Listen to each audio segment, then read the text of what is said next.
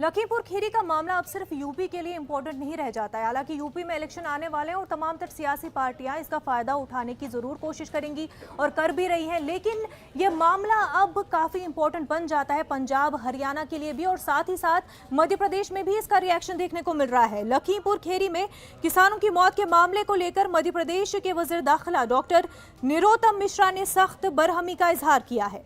Doctor Narottam ने किसानों की मौत पर अफसोस का इजहार करते हुए कहा कि जुर्म करने वाले के खिलाफ सख्त कार्रवाई की जाएगी और उत्तर प्रदेश के वज़ीर आला ने इस मामले में सख्त कार्रवाई करते हुए जांच का भी अहकाम जारी किया है।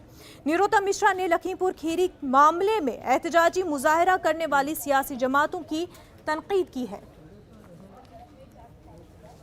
और वहां के मुख्यमंत्री जी ने पूरी घटना की जांच के आदेश दे दिए और ये भी हमारे संवेदनशील मुख्यमंत्री ने कह दिया है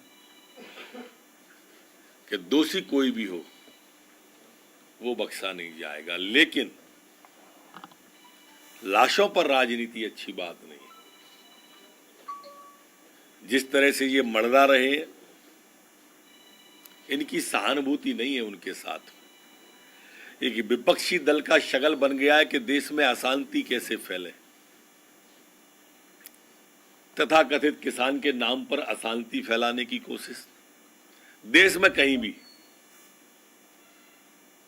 एक जो कम्युनिस्ट सोच लेके चल रहे हैं, ये अच्छा नहीं है। मैं निंदा करता हूं सोच की। लखीमपुर खीरी मामले को लेकर